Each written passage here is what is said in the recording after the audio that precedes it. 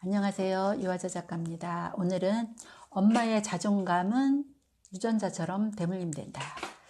유전자처럼 대물림되는 그 부모의 자존감 높이는 방법 3가지 한번 이야기를 하고 싶습니다. 엄마가 이성을 잃고 화를 내면서 아이를 따뜻하게 안아주지 못하는 그런 엄마는 자신의 친정 엄마에게서 받았던 그런 그 행동과 말을 그 무의식 속에 내면화되어서 그것이 아이에게 나타난다고 보고 있습니다.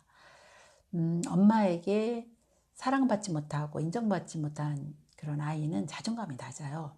그래서 이 자존감이 낮은 채로 성인이 돼서 이제 부모가 되면 그 부모는 또한 그 자녀를 따뜻하게 안아주지 못하고 화를 내거나 불같이 화를 내거나 밀어내는 그런 경우가 많습니다.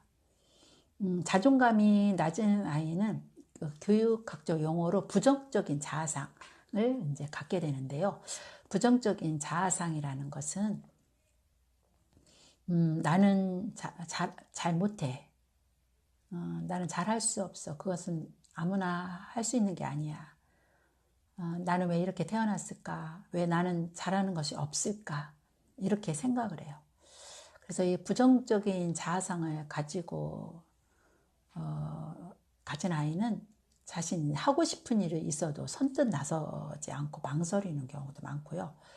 또 어떤 일을 하다가 그 쉽게 포기하는 경향이 많습니다. 네. 이제 성공한 경험보다 실패한 경험이 많아서 열등의식을 가진 채로 자라나는 경우가 있어요. 이런 아이는 커서도 이렇게 불행하게 살 그런 확률이 당연히 높겠죠. 반대로 긍정적인 자아상을 가진 아이는 무엇이든지 할 수 있다고 이렇게 생각을 해요. 그래서 실패했더라도 다시 도전하고, 자신이 하고 싶은 일을 여간해서 이제 포기하지 않습니다. 네. 그 EBS 마더쇼크라는 그런 프로그램을 방영한 적이 있어요. 그 제작팀은 엄마의 자존감은 자녀에게 유전처럼 대물림된다는 그런 연구 결과를 밝혔습니다.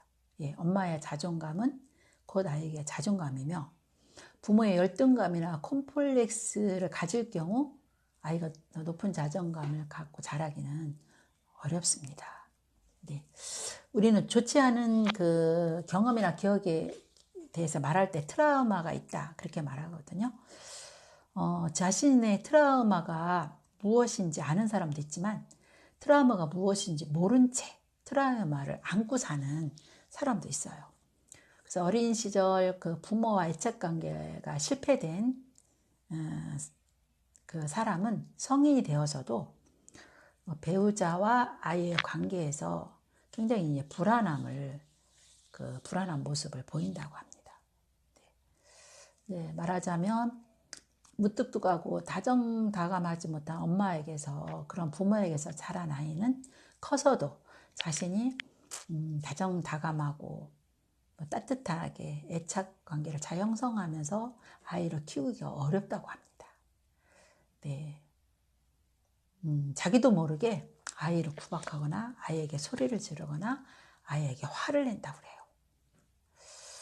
그래서 이런 트라우마가 무의식 중에 이제 순간순간 자동적으로 부출되어서 결국 이제 아이에게도 아이의 자존감에 영향을 끼치게 되는 거죠.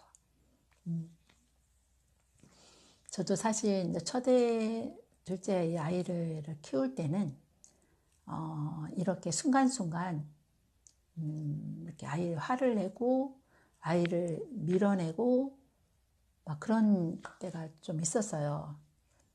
가만히 생각해 보니까 저도 이제 그 아버지한테 충분한 사랑을 받지 못하고 또 이제 부모님의 관계가 안 좋으니까 물론 엄마가 자녀들을 사랑했지만 그 이제 부부간에 엄마 아버지와의 그런 그 신뢰의 관계가 형성되지 못했기 때문에 저희들에게 아이들에게 이렇게 화를 내거나 그런 짜증을 내거나 그런 경우가 많았던 것 같아요. 그리고 엄마의 그 슬픈 모습, 엄마의 우는 모습, 그런 모습을 보면서 자랐기 때문에 저 또한 열등감이 많았고 그것이 저의 트라우마가 되지 않았나 그런 생각을 하게 됩니다.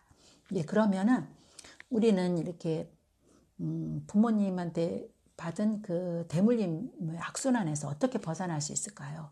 세 가지에 대해서 한번 살펴보겠습니다. 첫 번째는 먼저 어린 시절 돌아보면서 엄마 자신에게 문제가 있다는 사실을 인식해야 됩니다. 그렇지 않으면 문제를 아이에게 자꾸 찾게 돼요. 네가 잘못해서 엄마가 화가 나는 거다. 그렇게 되면은 대물림의 악순환에서 벗어나기 힘듭니다. 그래서 사소한 일에 욱하거나 그리고 이제 또 지나치게 완벽한 부모가 돼서 아이를 막 닥달하는 경우가 참 많거든요. 그래서 내가 아이를 닥달하고 화를 내고 이런 것이 혹시 나에게 있어 부모님에게 물려받은 그런 그 트라우마가 아닌지 이런 대물림이 아닌지 이런 것을 살펴볼 필요가 있다고 이렇게 생각합니다. 그래서 그런 부분을 부모인 내 자신에게 살펴보게 되면 문제를 아이에게 찾지 않고 내 자신에게선 찾게 되는 거죠. 그 다음에 두 번째는 자신에게 부정적인 자존감을 물려주고 트라우마를 준 친정 부모님이 처했던 시대적 상황을 이해하려는 그런 노력이 필요합니다. 저 같은 경우도 우리 부모님은 6.25를 겪은 전쟁 시대에 살았던 분이세요. 그리고 저희 엄마는 초등학교를 졸업했지만 저희 아버지는 초등학교 문턱도 가시지 못했다고 합니다. 제가 어릴 때는 그 아버지가 이렇게 엄마를 힘들게 하고 또 자식들을 돌보지 못한 거에 대해서 굉장히 제가 힘들었고 그런 생각을 좀 많이 했는데 저희 아버지 또한 그 증조 할아버지가 저희 아버지 7살 때 돌아가셨어요.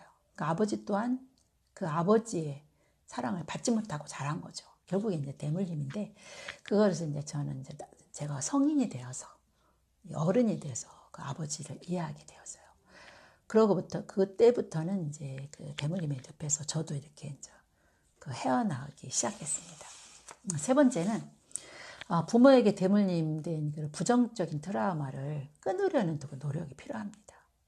어린 시절의 자아를 과거로 돌려보내고 내가 이제 성인의 자아로 이제 새롭게 바라보아야 합니다. 부모님의 대물림을 인식했다면 그것을 끊어버리는 그런 노력이 필요하죠. 네.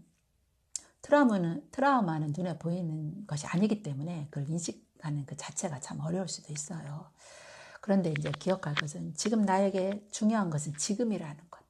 과거는 지나갔고 지금이 가장 소중한 순간이라는 것을 기억해야 됩니다. 과거의 부모님의 대물림 때문에 소중한 지금의 행복을 빼앗길 수 없다는 그런 단호한 결단이 필요합니다. 네. 그리고 이제 마지막으로는 이제 엄마의 자존감이 괜찮은지 항상 우리 내면을 점검을 해봐야 됩니다. 엄마는 엄마 자체로 위대한 존재입니다. 네. 엄마 자신을 사랑할 때 내 아이를 사랑할 수 있고 엄마의 자존감이 높을 때 우리 자녀에게 높은 자존감을 물려줄 수 있습니다. 자라면서 상처와 트라우마에 노출된 사람이라도 회복 탄력성이 높은 사람은 이를 잘 극복하게 되거든요. 그래서 자존감이 내가 낮다고 생각하면 자존감을 높이려는 노력이 필요합니다. 어떻게 높이느냐는 사람마다 다르다고 할 수 있어요. 어떤 사람은 자기가 하고 싶은 일을 하면서 자존감을 높이는 경우도 있고 어떤 사람은 책을 읽으면서 자존감을 높이는 경우도 있습니다. 그리고 어떤 사람은 매일 감사일기를 쓰면서 자존감을 높이는 수도 있어요.